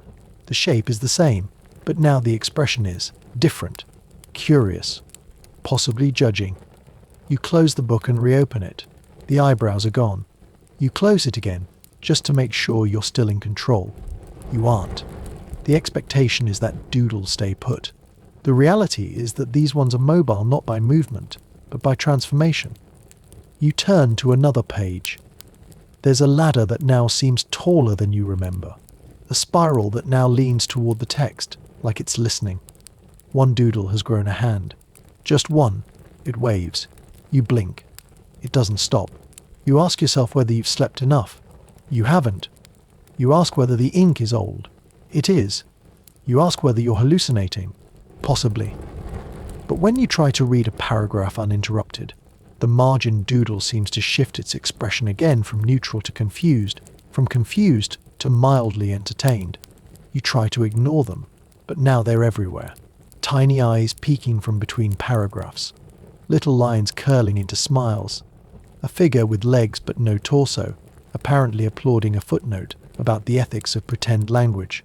You begin reading around the doodles, carefully avoiding eye contact, though they have none, probably. You turn a page too quickly, and one doodle, a small abstract owl, now appears in the upper corner, where it definitely wasn't before. It's holding a key. A note next to it reads, "This opens the page you skipped." You did skip a page. Several, in fact. You flip back. Nothing there. The owl is now holding a spoon. You decide to test it. You draw your own doodle. A simple line, a square, a hat. You add a caption, "I see you too." You close the book. Wait. Open it again. The drawing is still there, but now it has a mustache. You didn't draw a mustache. The caption now says, "I always did." You put the book down slowly. You're not scared. Not quite. But you are very awake. You weren't even planning to open the book today. You meant to do something ordinary, sweep the floor, maybe finally trim that candle stub that's grown a wax moustache. But the book sits there, as it always does, slightly tilted, like it's waiting for you to acknowledge it. So you do. And when you open it this time, you notice something new: coffee stains. Several of them, irregular, tan brown, soaked through thin vellum pages, like someone tried to caffeinate an idea and gave up halfway. At first, you think it's just damage. Accidents happen. Books suffer. But then you notice the stains form a pattern. 3 circles, one larger, 2 smaller, like moons caught in gravitational disappointment. You flip to the next page. More stains this time, forming what appears to be a pathway, winding between lines of text, like a liquid river politely navigating someone else's handwriting. You hold the page up to the light. The stains connect. Across pages. Across chapters. The expectation is that coffee stains are meaningless evidence of fatigue, distraction, poor table manners. The reality, apparently, is that they are intentional, possibly navigational, possibly accusatory. One smudge is shaped like a boot. Another seems to point. A third looks like a faded handprint left by someone thinking too hard while the mug trembled in their grip. You trace them carefully, page by page. You notice the stains lead only through odd-numbered chapters, never even. Always skipping the ones with coherent arguments. They pass through diagrams, sometimes soaking them until the ink blurs and the lines form new shapes less precise, but somehow more honest. You reach a page labelled "Pause here" in blocky letters that weren't there before. You pause, naturally. There's a footnote under the stain. It reads, "Spill with purpose or not at all." You flip back 3 pages, wondering if the trail starts somewhere more obvious. That's when you see it. Page 12. A perfect ring, the unmistakable shape of a mug's base, imprinted dead center on a diagram titled "Dimensions of Maybe." Around it, drawn in shaky pen, are 4 arrows pointing outward. In the middle, a tiny word, "Beggin'." You close your eyes and sigh. The coffee stain map was never an accident. It's part of the book's design. Or maybe someone's long ago frustration became structure. You wonder how many readers before you followed this same trail. You wonder how many gave up. You wonder if any reached the end. You also wonder faintly, almost without meaning, to whether the book wants to be read in this way. Spilled. Smudged. Decoded by mistake. You turn another page. The stain there forms a spiral. It fades toward the edge, where the margin reads, "Don't stop now." You're almost somewhere. You don't know where that is, but you keep reading anyway. You reach the end of the book again, or at least where the end should be. After the last chapter that refused to end, after the diagrams that folded into themselves, after the coffee stain spiral that implied you were on a journey you never agreed to take, you find the index. Or rather, the index finds you. It isn't at the back of the book, but somewhere near the middle, tucked between 2 unrelated sections. The shape of thought in windy rooms and echoes in coincidence. You flip to it expecting something familiar. Alphabetical listings, page references, helpful bolded keywords like certainty, illusion, or why.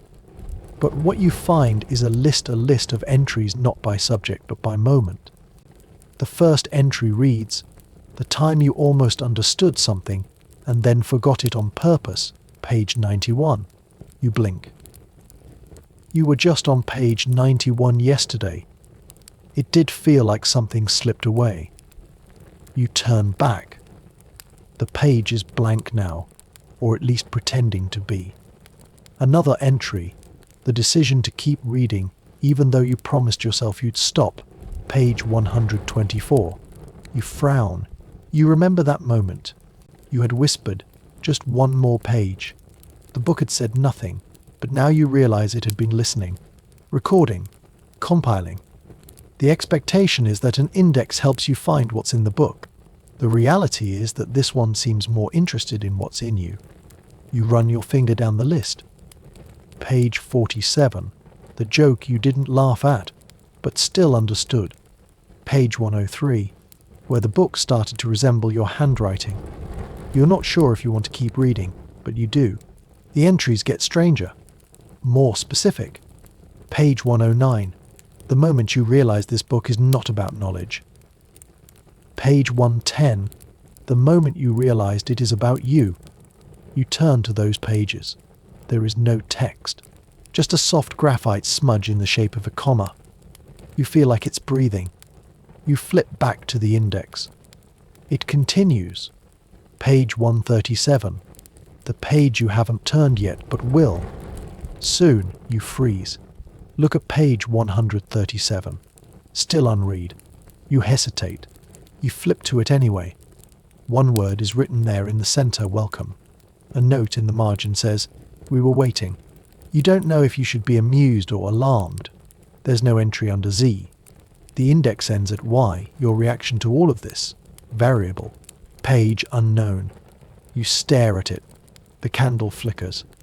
A cold breeze that shouldn't be there ruffles the bottom corner of the page, just enough to make it feel like the book is sighing. And for the first time, you're not reading the book. It's reading you. You hadn't noticed it before. It's tucked into the back cover, pasted with brittle glue, the way monks sometimes secure things they're not sure are important, but are afraid to throw away. A small portrait, no larger than your palm. Ink on parchment, slightly faded, drawn in a careful but unsure hand. The figure is robed, bearded, with heavy eyes and a tilt to the mouth that could be a smirk or indigestion. No name. No title. Just a simple caption written below in jagged ink. The author, perhaps. You stare at it for a moment, unsure why your stomach tightens slightly. The figure is not remarkable, not menacing. But there's something about the eyes. They seem to notice you. That's silly, of course. It's a picture, a bit of ink and paper. The expectation is that it's decorative, maybe symbolic. The reality is harder to pin down, especially when, after a moment, you realize the mouth has changed. It's not dramatic, not a wide grin or gaping horror, just different, softer, maybe more resigned. You flip the book closed, wait, then open it again. The mouth is back to its first shape, but now the eyebrows are slightly more arched. You lean in. The pupils seem darker than before. You whisper, am I imagining this? But the room does not respond. You test it again. Close the book. Count to 10. Reopen. Now the figure's head is angled slightly to the right. You're sure it wasn't before. The tilt gives the impression of someone listening, or judging, or waiting. You stare for too long, then turn the page quickly, telling yourself not to be ridiculous. It's ink. It's pigment. It's static. But it's not. Later that evening, you return to it. The face looks tired now. Or maybe you do. The background behind the portrait seems darker. You check again, the shading has thickened. The figure's robes are now drawn with deeper strokes. You don't remember that level of detail. You're almost certain it wasn't there. You try to ignore it. You read another page, make a note, sip your tea. When you glance back, the eyes of the portrait are now slightly to the left, looking not at you but at the diagram beside it. You close the book, firmly this time, and place another book on top of it. A heavy one that contains no portraits, just lists of herbs, but the feeling stays, like someone in the room knows something about you that you haven't admitted yet. You check the mirror to reassure yourself. Your face hasn't changed. Not yet. But you can't quite shake the sense that somewhere the author is still sketching. possibly you. You find it by accident, not because you were looking for it by now. You've learned not to look for anything in this book, but because the candle guttered low, and you fumbled, and your fingers slipped beneath the lining of the back cover. Something was there, not bound, not numbered, not officially part of the book, just a thin, folded piece of paper, dry and brittle like a confession whispered too late. You open it slowly, careful not to tear the edges. The ink is faded, but not completely gone. The handwriting is tight, rushed, as though the writer didn't want to be seen writing it. There's no greeting, no title, just a paragraph short, looping, and incomplete. If you have found this, then the book has chosen you. I am sorry, not for what it contains, but for what it no longer does. You pause.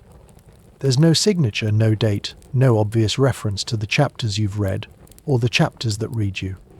But there's a smudge at the bottom, a thumbprint, maybe, or an inky echo. You turn the paper over. Nothing. Just the slight discoloration of old glue, as if it had been hidden with care, or in shame. The expectation is that this is some kind of secret of final reveal, a key to everything. The reality is, it isn't. It doesn't explain anything. It doesn't clarify the diagrams, decode the footnotes, or comfort the strange margin figures you now dream about when you nap too long. Instead, it feels like someone else reached the end of this journey and had no idea what to do except write down their uncertainty and hide it for someone else to find. That someone is you. You read it again. The line stings differently the second time. Not for what it contains, but for what it no longer does. You wonder what the book used to hold. A map. A memory. Something erased in exchange for something weirder. You flip through the final pages looking for new smudges, new signs, but nothing else has changed. Or maybe everything has, and you've simply adapted. You place the slip of paper back where you found it, or close to it.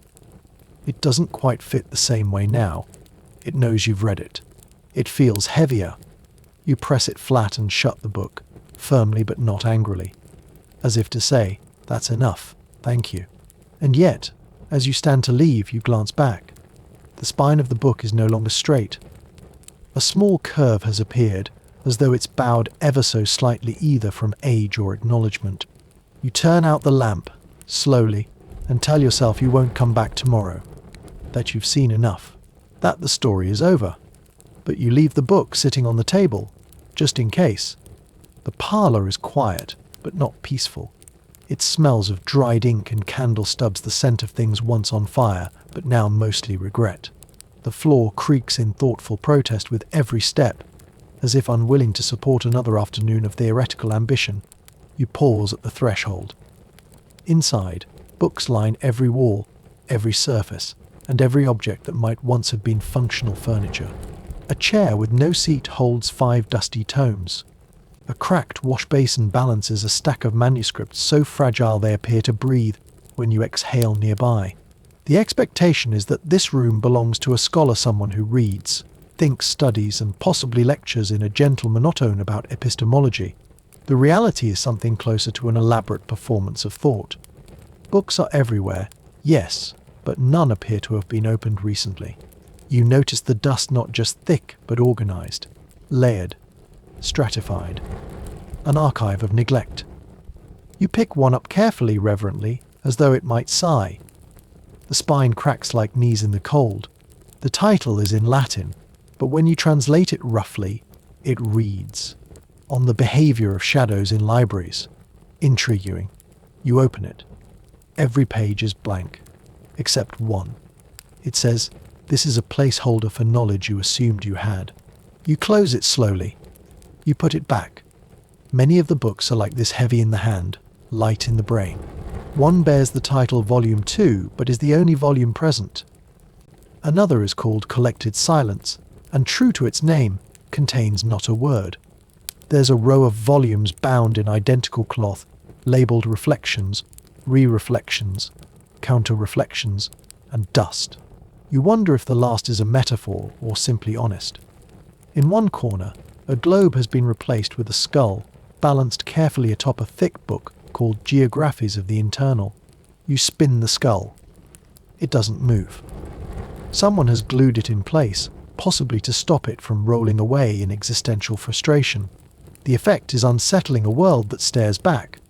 The furniture is less functional than symbolic. A desk without a drawer. A chair with no back.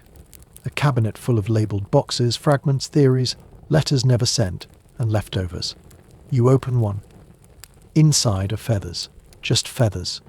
No explanation. You close it. You pretend you didn't. You wonder whether the scholar lives here or just performs existence here. Nothing in the room suggests sleep, or food, or rest. Just thinking, or the suggestion of it. The room is a shrine to the idea of intellect, not its practice. You feel smarter for being here.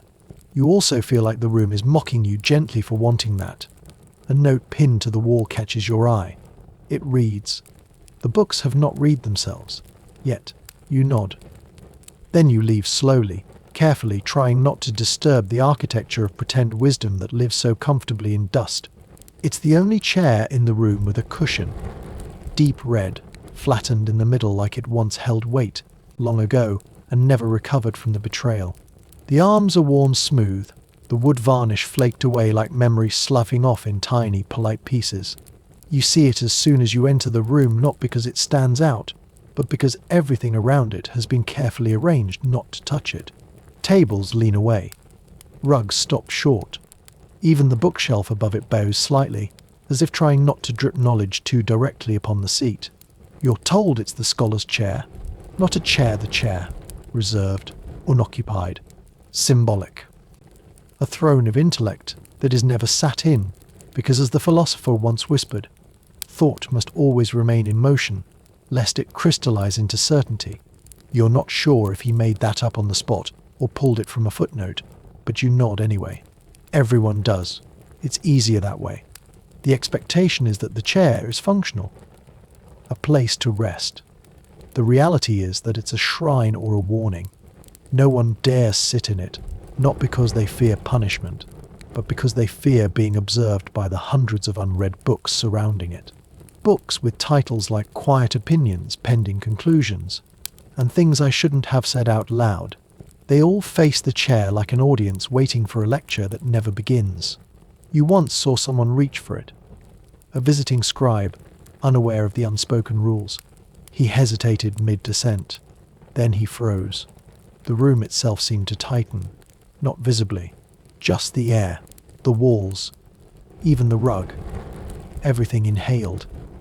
He stood up straight, muttered something about respect, and left without making eye contact.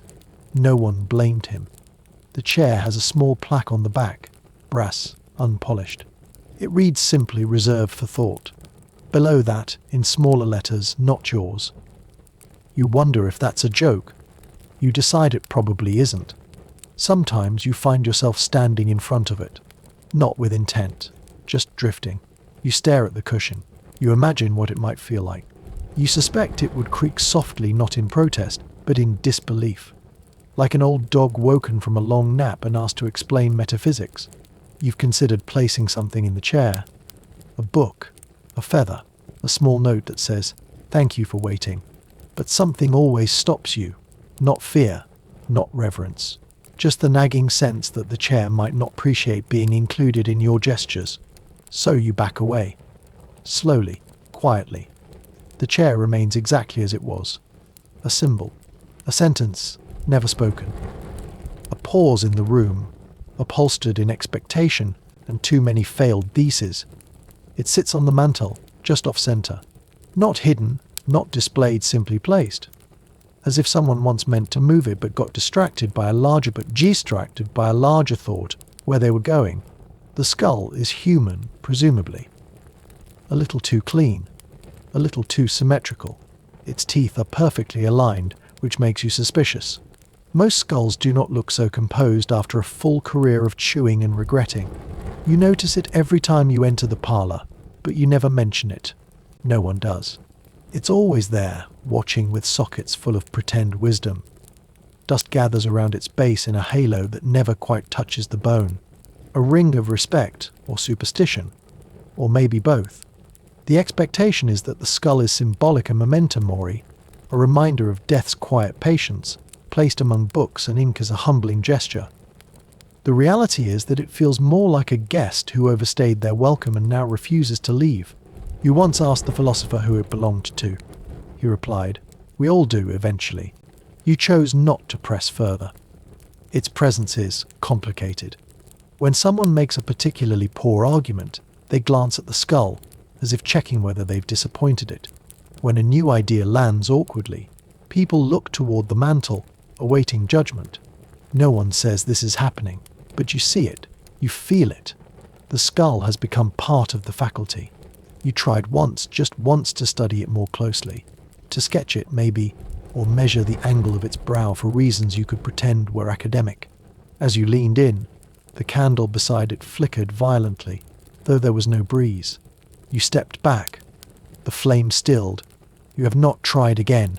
Sometimes, after long discussions in the parlor, the philosopher addresses the skull directly. "You see," he says, "even silence has opinions." Other times he nods toward it during debates, offering it the final word through absence. Once, during an evening gathering, he gave a toast not to the future, nor to the past, but to the inevitable perspective. Everyone raised their glasses. No one looked at the skull. It's hard to say whether it belonged to someone once, or whether it still belongs to someone. There's a rumor it was once the head of a rival thinker, preserved for reference. Another rumor claims it's made of wax and sorrow. You choose to believe neither, but you also don't touch it. You've considered moving it, just to see what would happen. You haven't, because deep down you suspect the skull might notice, and worse, that it might remember where it was before. It rests on the corner of the writing desk, a carved wooden pipe with an exaggerated curve, and a bowl the size of a thimble. The wood is polished smooth, too smooth, as if it's been handled more than used.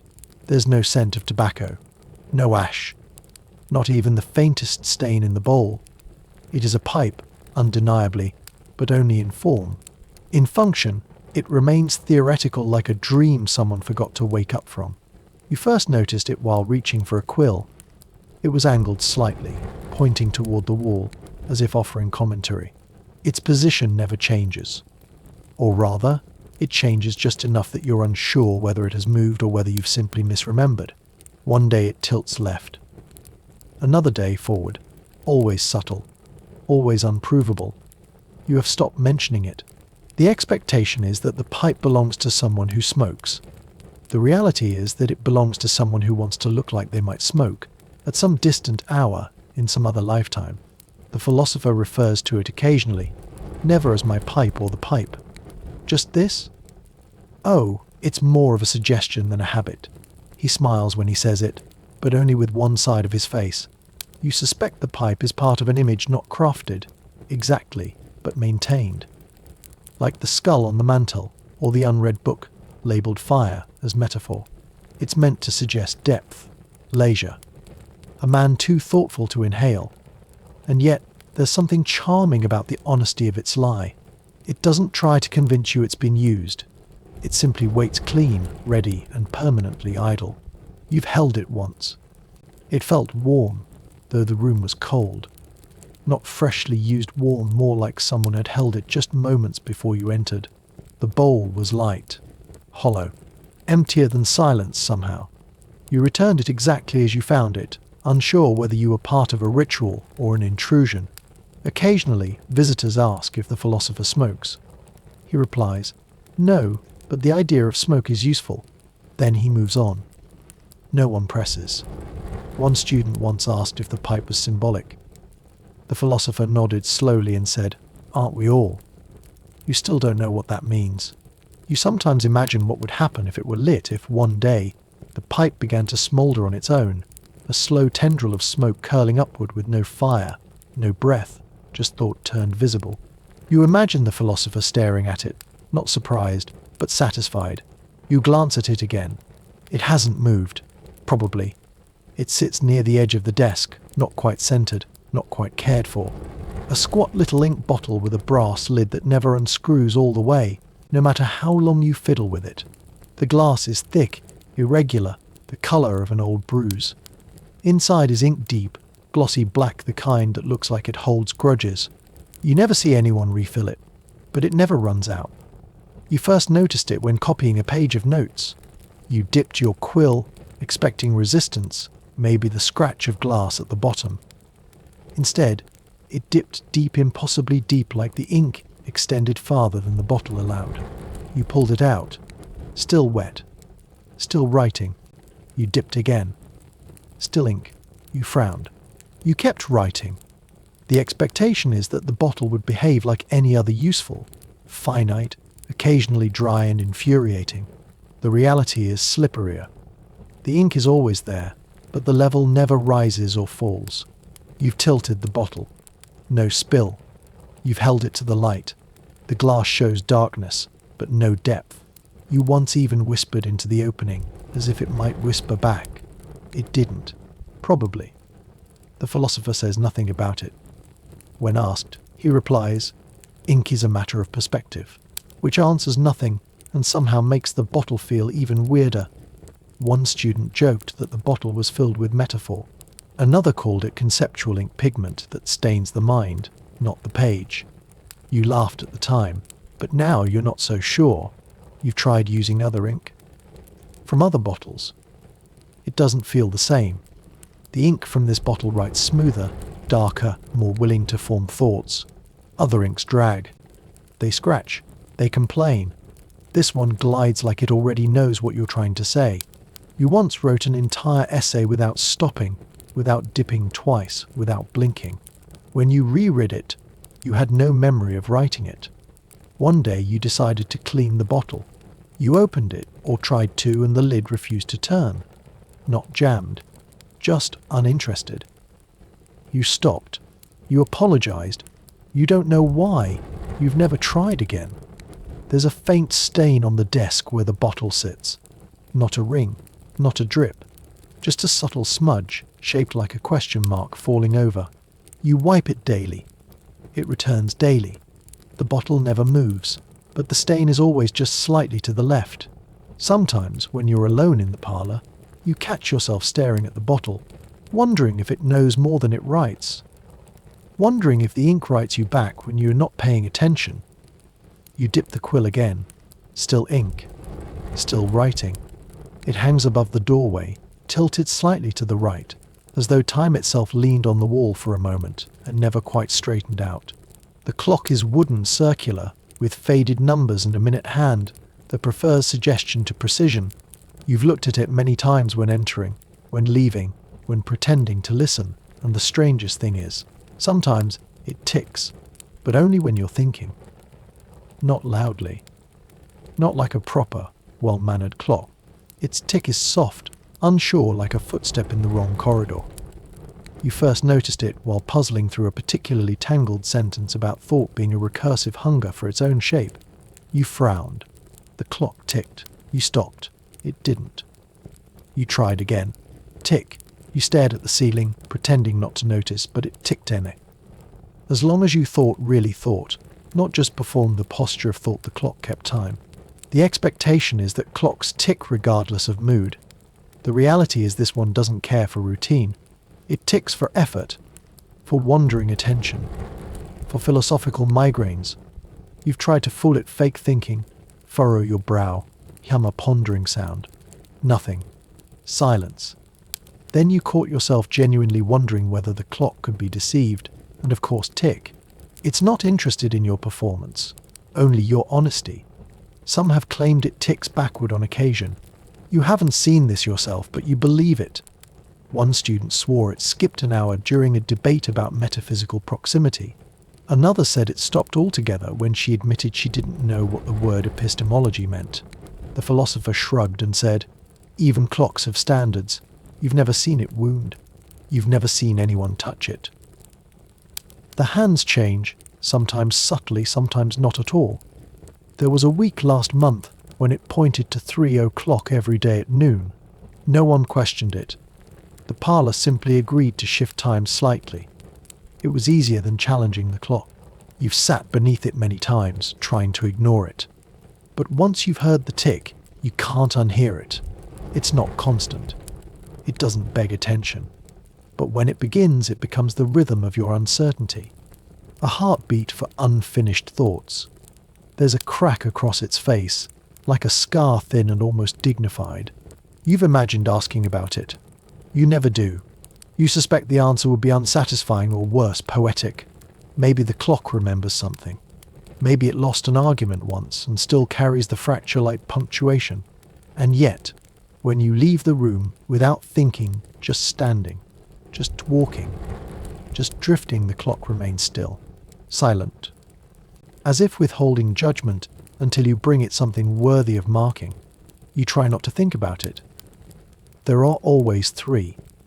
One on the writing desk, one near the door, and one perched precariously on top of a pile of books that would collapse under the weight of common sense. The candles are ordinary in shape, tall, pale, faintly yellowed like old paper or unresolved guilt. Their flames burn low and steady, never flickering unless someone makes a particularly foolish remark. You've noticed the wax never drips, not even when left overnight. No puddle on the table, no crusted rims. The wicks don't shorten, either. You've tried measuring them, not obsessively, you tell yourself, but with reasonable scientific curiosity. They remain constant. The flame dances gently, not in response to air or breath, but to thought or perhaps tone. Once, someone scoffed at the phrase ontological tension, and all three flames flared, briefly and in synchrony. No one spoke for a full minute afterward. The expectation is that candles burn and fade. The reality is that these seem content to burn forever, or until someone says something profoundly boring. You suspect they're powered less by wax and more by ego. You've tried snuffing one out gently as an experiment. It went out, yes, reluctantly, like a sigh leaving the room. But when you looked away and back again, it had relit itself, quietly, without showmanship, as if to say, try again. I dare you. You once asked the philosopher about them. They illuminate thought, he said, folding his hands in a way that suggested he'd been waiting for you to ask. But not all thought deserves light. You considered replying, but the nearest candle leaned slightly in your direction.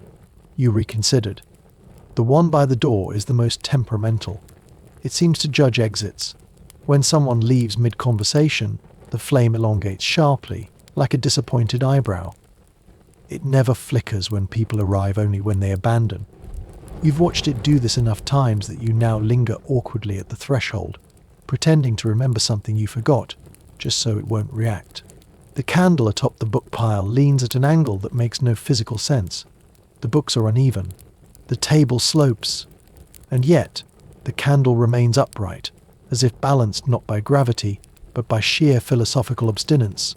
You suspect that if it ever did fall, the books beneath it would rearrange to catch it. A strange, silent loyalty among inanimate objects. You've considered lighting a fourth candle once, just to see what would happen. You didn't. You thought about it too long, and the desk candle began to hiss. So you leave them be steady, unreadable, always watching. You've learned not to trust their silence. You've also learned not to speak too loudly near them, because in this room, ideas burn. But not everything melts. It's always the same shelf. Fourth from the left. Second row from the top. Not particularly large, not especially grand. Just a modest stretch of wood bolted to the wall, with two visible screws, and an air of quiet mischief. You've passed it countless times, usually in search of something else, a quill, a misplaced note, your own conviction. And yet, something about this shelf refuses to stay still.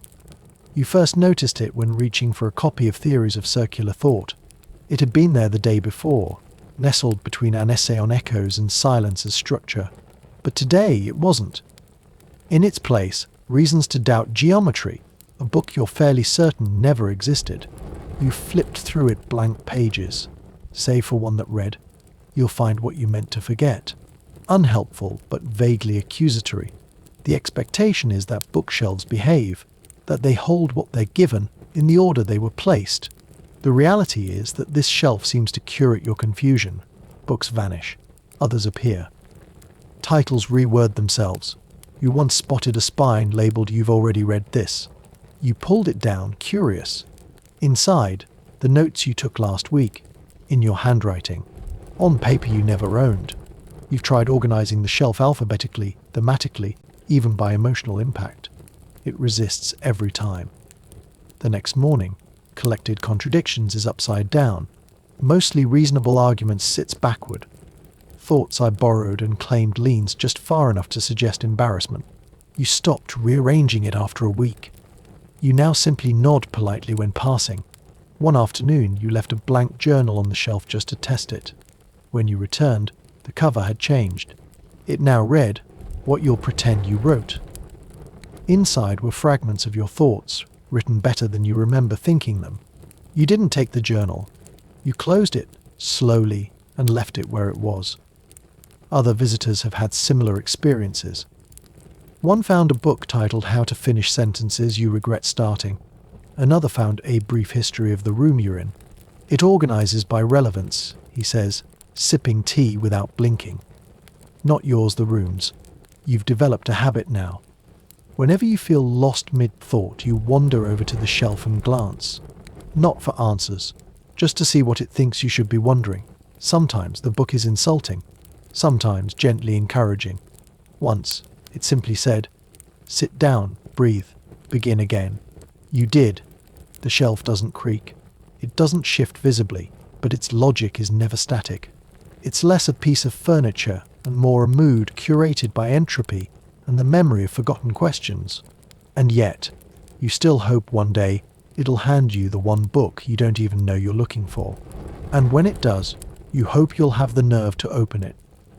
It hangs between two bookshelves, unframed, slightly warped, its surface silvered like it had to earn its shine through disappointment. At first glance, it appears to be just another mirror, old, oval, a little smudged at the edges. The kind of mirror that never offers compliments. The kind that might have once belonged to a barber philosopher who specialized in tragic haircuts and unrequested wisdom. You notice something strange the first time you pass it. It doesn't reflect you. Not exactly. It reflects the idea of you, or perhaps a version of you that is trying to think. Your body is visible, yes, but slightly blurred, like you're being drawn by someone with shaky hands and second thoughts. Your face, on the other hand, is interpretive. On good days you appear noble. On bad days, you look like a guilt-ridden potato. The expectation is that a mirror shows the truth, harsh or otherwise. The reality is that this mirror skips the surface and goes straight for your hesitation. It doesn't care how you look. It shows what your thoughts are trying to become. You've seen yourself in it while debating a theory, your head blooming with barely visible diagrams. Arrows. Fog. Once you saw a question mark spinning slowly behind your left ear. You stopped talking. The mirror stilled. It doesn't work for everyone. Some pass it and see nothing. Just blank space, or a shadow that won't commit. Others, particularly confident scholars, claim they've never even noticed the mirror at all. You believe them. The mirror seems to ignore arrogance. It only listens when you're unsure. You once stood before it for nearly an hour. You were trying to solve a riddle about perception and silence. The mirror fogged over, not from breath, but as if the thoughts themselves were condensing. In the fog, two words appeared, close enough. You took that as permission to stop. You've also seen it offer advice. Briefly. On a Tuesday afternoon, in the middle of an argument about whether uncertainty can be taught, the mirror shimmered and displayed the phrase, "Ask a better question."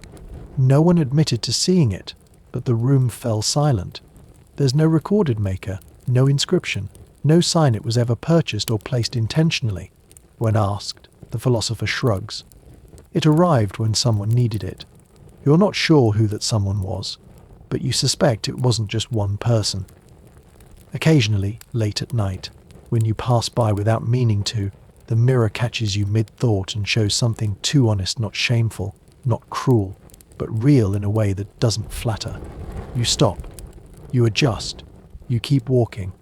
Because sometimes reflection isn't about what you see, but what you'd rather not admit you're thinking. It's a tall window, narrow and reluctant, wedged into the east wall, like an afterthought someone never quite had the courage to remove. The glass is old, thick in places, wavy in others. like it remembers every hand that ever touched it. You would expect to see the garden from here, or at least the alley that loops behind the scholars' quarters. But you don't. You never have. Instead, the window shows something different, not imaginary. Not quite. But not here. On most days it reveals a room not unlike your own lined with books, dimly lit, quiet, but subtly wrong. The rug pattern doesn't match. The candle is on the left instead of the right. The shadows move differently. You stare, trying to catch it changing. You never do. But it always is. The expectation is that windows offer clarity of view, a breeze, a distraction. The reality here is that this window behaves more like a reflection with independent ideas. You once raised your hand slowly toward the glass. The figure on the other side didn't move. Not until a full 3 seconds had passed. Then it mimicked your motion, but with the wrong hand. You backed away.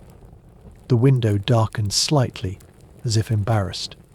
You've asked others. Some say they see a version of the room, but emptier, like a memory trying to rebuild itself from scraps.